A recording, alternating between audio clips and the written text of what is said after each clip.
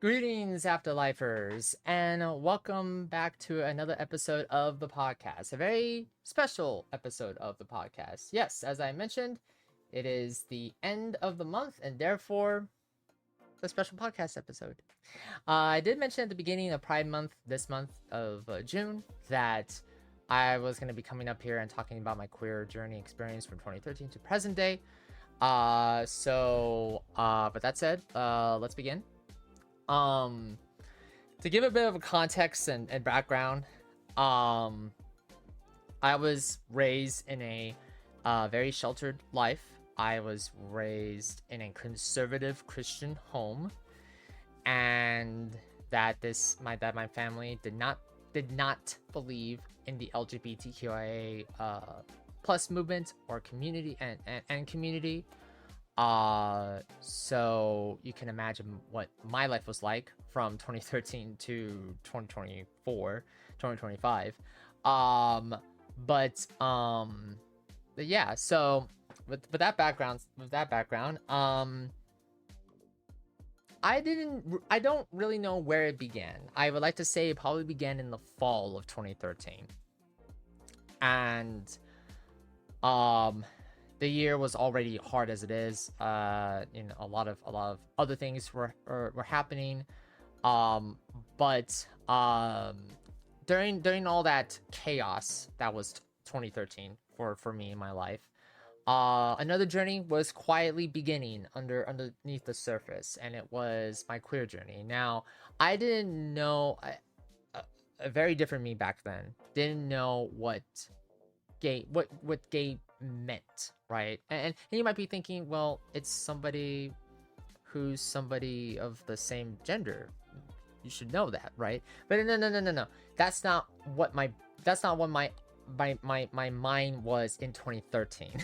So let me just I didn't know what the words really meant. I didn't know what the acronym of LGBTQIA plus meant. I didn't know what any of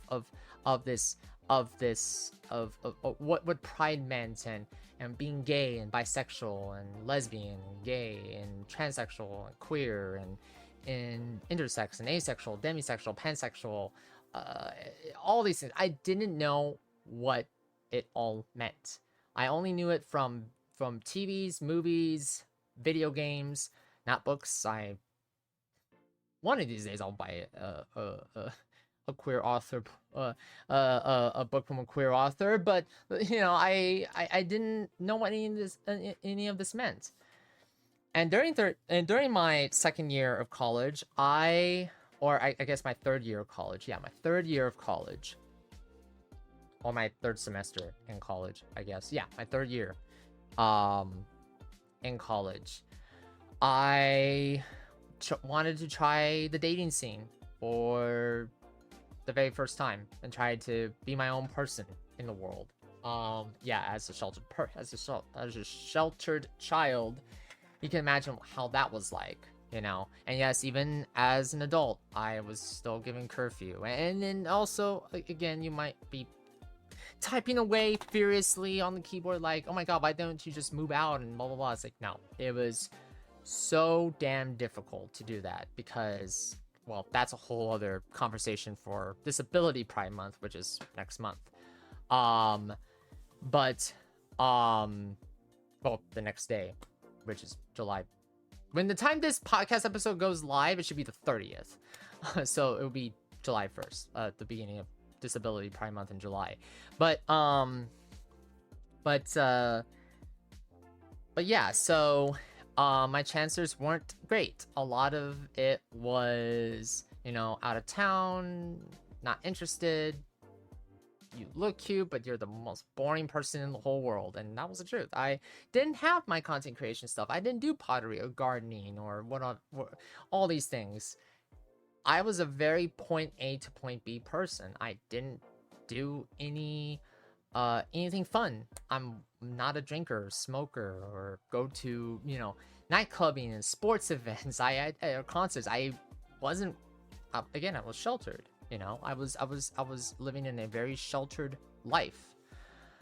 And I was about to give up on the dating scene when one night I got a message from this local guy, and this guy looked really cute. And he asked me, it's like, hey, are you local? It's like, oh yeah, we go to the same college. And we started chatting and talking, interest and all this stuff. And then he popped this, the personal question. What are your thoughts about, have you ever been with another man before? And I was I was actually comfortable with that question. Yeah, it was shocking, right? Because it's like, oh, who would ask that kind of question to somebody you just met, right? Especially in the online dating world, right? Um, and I naturally said I never thought about it. And he said, well, do you want to try? And it took us a bit to meet up. We did a lot of texting and messaging back and forth, and like, oh hey, let's hang out. And it was very hard because his schedule and mine were completely two different worlds. And yes, red flag, right? Don't trust somebody online who is quote unquote supposedly too busy, right? But no, this person was real, I assure you. And this person was very real, I assure you. Because then we finally met on a late night evening. And yes, late night because I couldn't just bring him in during the daytime when my parents were awake and whatnot, because they didn't know I was gay. They didn't know I was seeing somebody of the same gender. I was a very closeted queer individual. I had to protect myself. But we hit it off great, and after a few times, we sort of made out in his car, and it was very steamy and hot. It was so hot, but I felt comfortable. I didn't have an ick. Wasn't disgusted. I felt so comfortable and live. I just can't explain it. And yeah, you might be thinking, well, yeah, it's stimulating. You're feeling it in your body. You're that urge, right?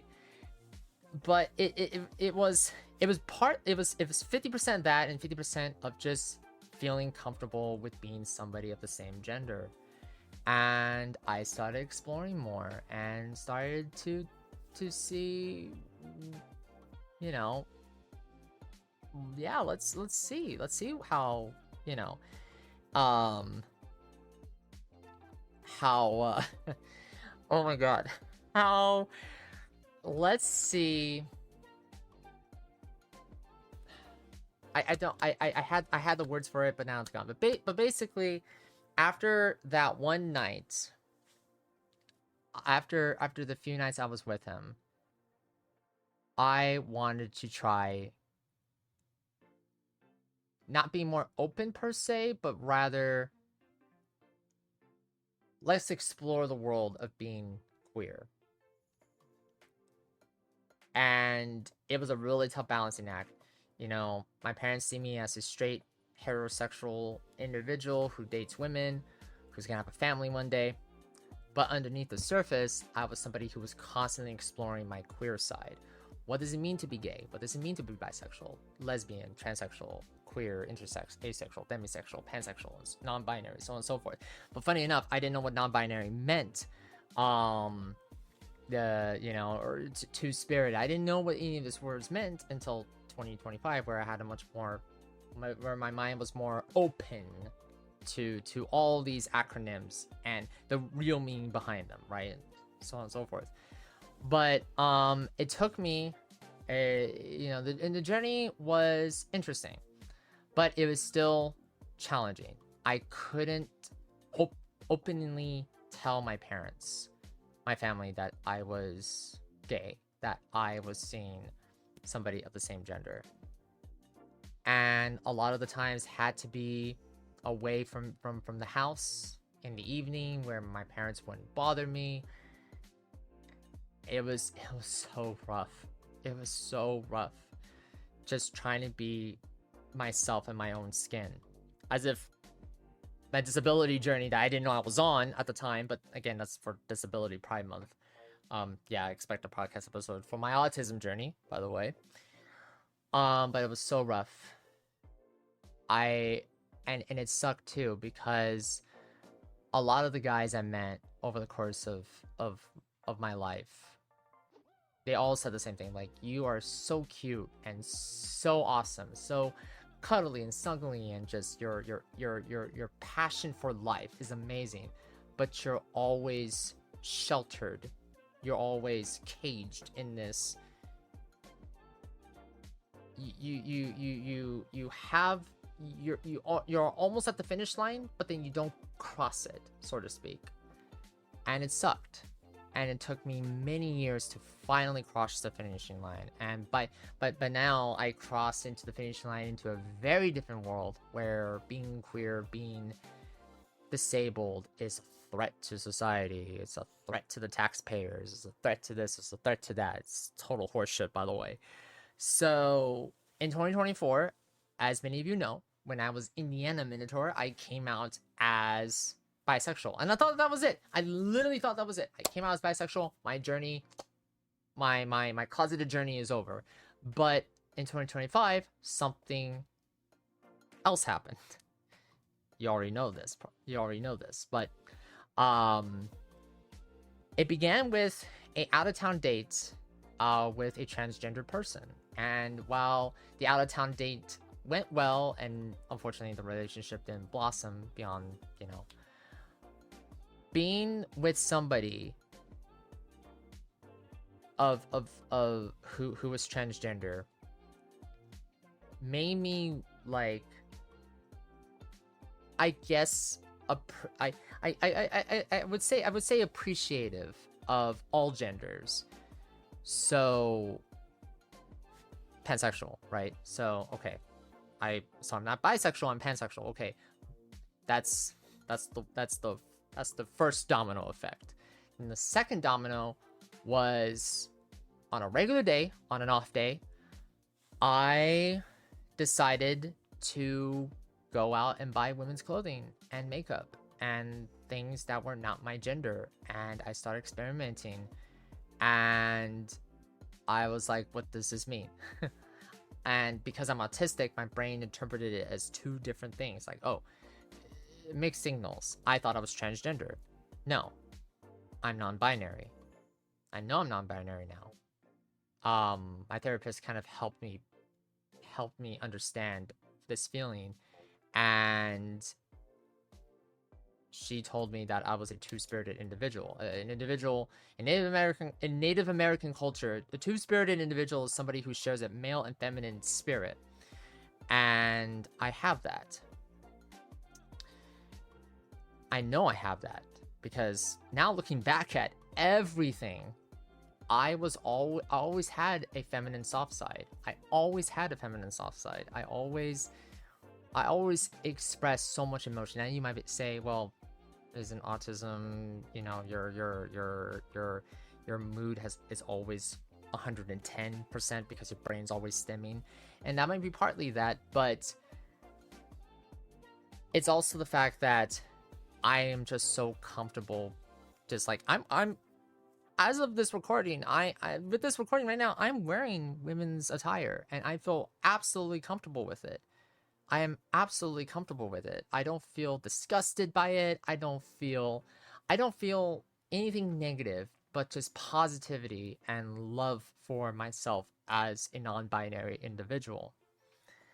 And yeah, if you were to ask me, how do you feel now? And I would say, with my autism journey, it was rough. It's the same thing with my autism journey. It's rough because I could have had the support of my family back in 2013 if I were but then knowing I was raised by parents who were born in a very different time, it's sad that it basically took the passing of my parents, me getting out of that household and me living on my own, to come out as a non-binary pansexual individual. Not some, everybody would say, well, well, screw them. You don't need them. If they won't, if they're not gonna accept you, then boo-hoo for them. They claim they're Christian, but apparently Christian means that you have to be a heterosexual individual with a he/him pronoun. You know, and yeah, that, you know, I'll talk about more of my feelings on my family in the disability episode, because in the disability podcast episode, because it helps to not really helps, but it like, my autism journey paints a better picture than my queer journey. My queer journey, like, I guess you can say my closeted queer journey is the typical closeted queer journey for a lot of people, being born into a family, and you as a person finds out that, oh, I prefer somebody of the same gender, or maybe I wasn't born at, maybe I'm more of a woman than a man, or more of a man than a woman, you know, the typical story, right?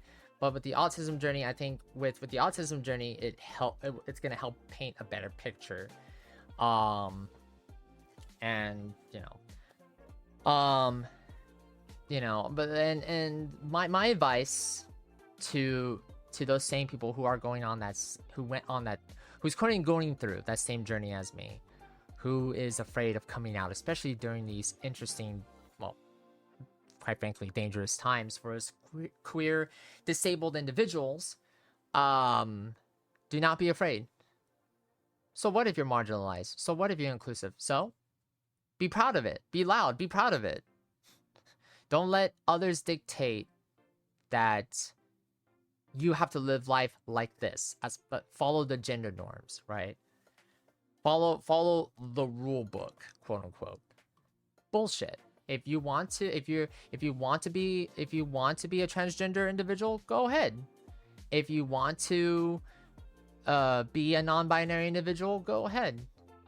If you want to be gay, bisexual, lesbian, if you want to appeal to your feminine side, go ahead. No one's stopping you. The only thing that's stopping you is yourself.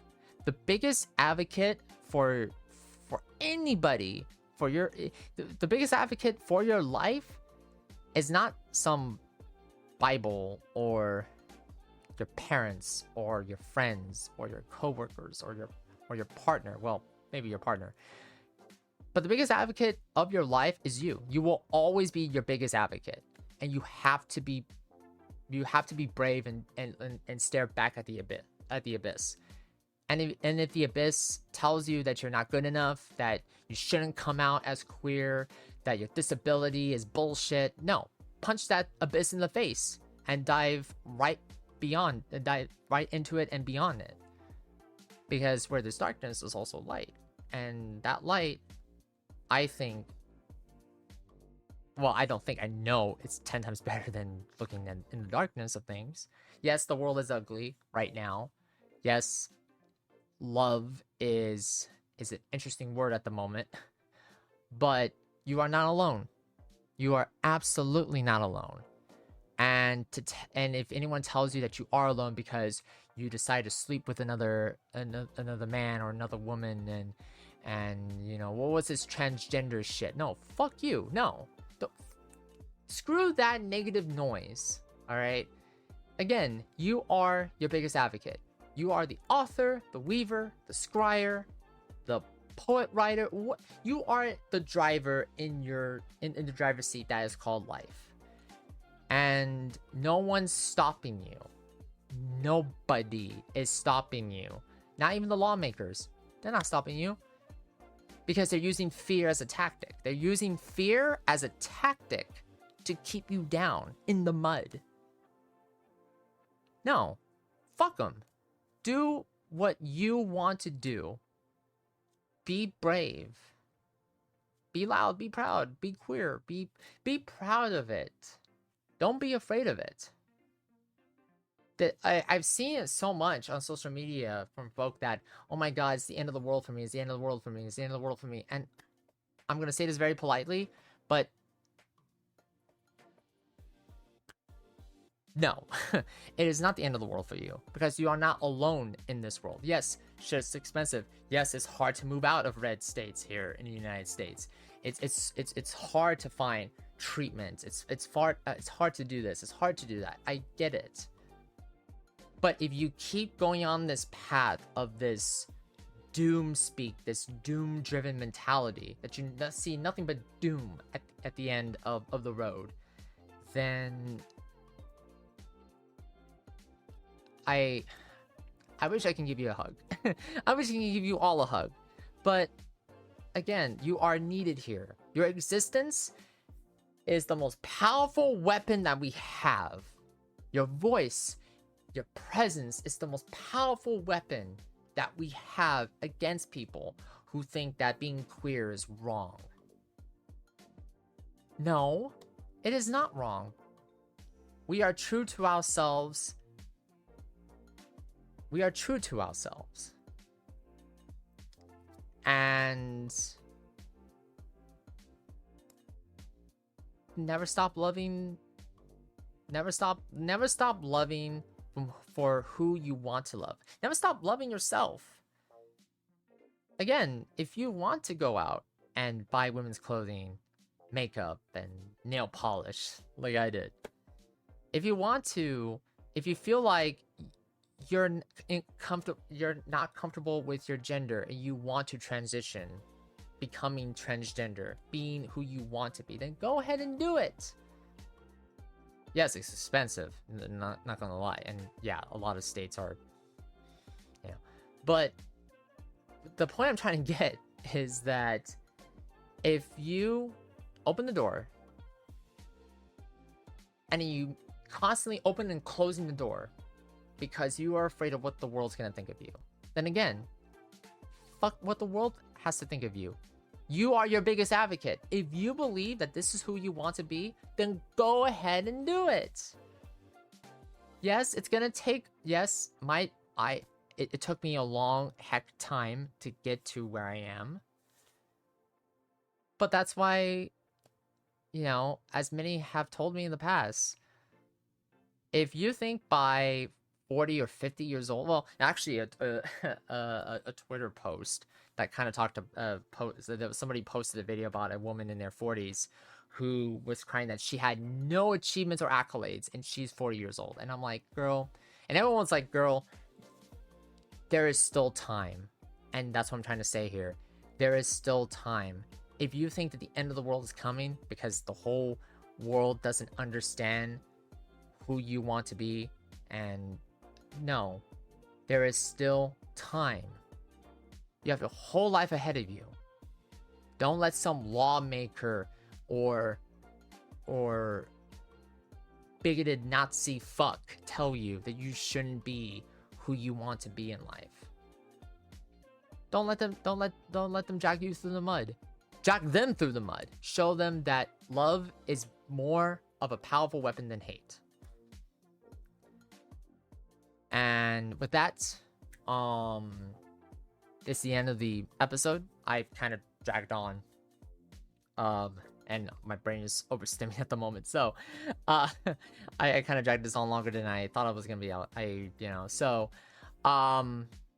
As I mentioned, the Disability Pride Month related podcast episode will drop somewhere in July. I don't know when, because I'm a retail worker and a lot of things are happening in the background for me. So, but still expected to drop somewhere in July.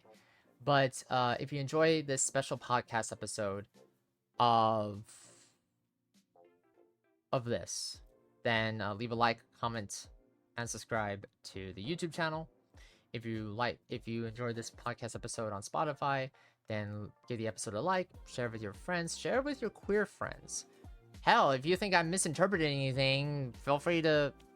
Knowledge is sexy, my friends. Knowledge is sexy, and to see clarification and like, hey, what do you really mean by this, and so on and so forth. Hey, it's great, because the more dialogue that's there, the more it helps to know that, hey, people are coming together and having a discussion about this, right? Again, existence is the most powerful weapon that we have. And if if people think that oh, this discussion thing is bullshit and blah blah blah, or whatever stupid thing they can say, then they can fuck off. So I'll catch you all on the next podcast episode. Bye bye.